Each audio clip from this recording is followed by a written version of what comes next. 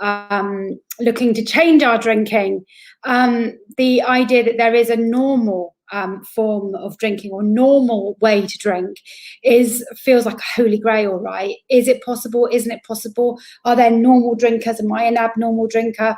It's a question we ask all the time, but there is now some research. So that's what the podcast covers on Friday. Oh, I've suddenly gone very hoarse. Anyway, so what should I talk about today?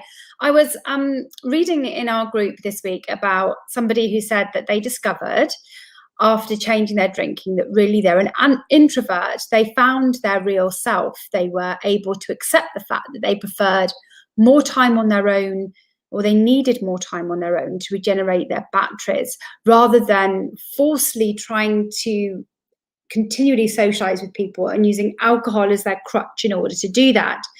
And I was very much taken with that as a concept around what changing your drinking does for you, because often we focus on, losing weight, how our face begins to look, whether our whites of the eyes become white, all of those sorts of things around changing drinking. They're not having the hangovers. They're very big and obvious things. And of course, in a society which is very obsessed with body image and shape and all of those sorts of things, we can get obsessed around the physical changes.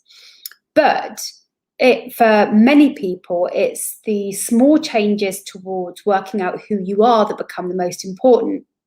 And I remember in the first year of changing drinking, I describe it like 100 little epiphanies. I learned lots of those about myself, about how I react to certain cues, like situations or people. And I would describe those 100 little epiphanies as a bit like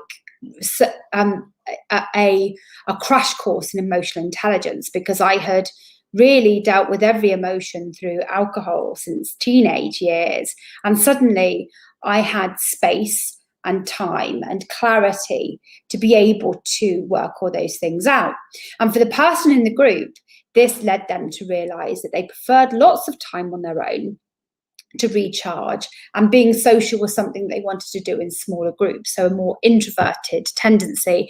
Now, actually, most of us don't fall into a binary introvert extrovert. We're all probably along a spectrum somewhere. And of course, introvert doesn't mean that you're quiet, and extrovert doesn't mean that you're continually noisy. The one thing I learned is extrovert means I get energy from being with people. And I can tell you the last 18 months for me have been particularly difficult, because as an extrovert, I need to be with people to keep myself motivated and going, and to hear stories and to speak to people. But I also know and learned during my first year of changing drinking that I need time on my own. I used to call it pootling around the flat, tidying things and putting things away. But I need that time on my own too. Also, so I have a little bit of introvert in me as well. And these are things that I had completely missed about myself over the years. And instead, I continually sought company. And I generally did that not because I was an extrovert, but because company meant going out for drinks, and going out for drinks meant that I could drink more. And in fact, I wasn't really that fussed about the company I was keeping or what having company meant for me as an individual. It was all a means in order to drink more. And I allowed myself to buy into that myth that in order to socialize, you needed to be a bit half cut, because socializing is hard. In fact, I've learned now that socializing is very much easier when you're sober, but that's not the subject of today's discussion. The subject is around suddenly having that space to work out what your needs are as an individual and who you are as an individual, and then being able to meet those needs by creating time for yourself or organizing time with specific friends and being able to do those things. And for me, that's an amazing gift. And in fact, if I hadn't have given up drinking, the last 18 months would have been really difficult for me, because I do know that I get into a bigger slump emotionally if I haven't spent time talking to people, particularly for work, because I then get massive imposter syndrome, because I haven't been able to test my thoughts and ideas and the things that we're doing with external sources to be able to check that I'm doing okay, and that these are the right things to do, but also whether I am performing better or worse than other people. Does that make sense? That how I judge myself professionally very much is based around the interaction I have with other people, and to not be able to do that, particularly because I spend all of my time working in office with an introvert who scares me shitless with his braininess, and that's not my skill. So I need to be able to be with people in order to energize myself. But I actually have also enjoyed during lockdown the ability to spend some solid time at my desk and do some work, whereas before I was flitting all over the place meeting people. Without having given up drinking, I would never have been able to manage the wealth of emotions that have come with that, because I'd learned enough about myself beforehand. So you may find that over however long you've changed your drinking, be it a month or be it a year, you are beginning to have lots of epiphanies about who you are as a person. They can feel quite scary, but that is okay, right? This is a process of learning. It's a process of becoming who you really are without that filter, that fuzzy filter of alcohol. And it's a good thing. And yes, it may be scary, but it ultimately will make you more resilient in the longer term and happier in the longer term, because you can begin to work out what your needs are and put boundaries around yourself so that you can protect who you are and what makes you tick.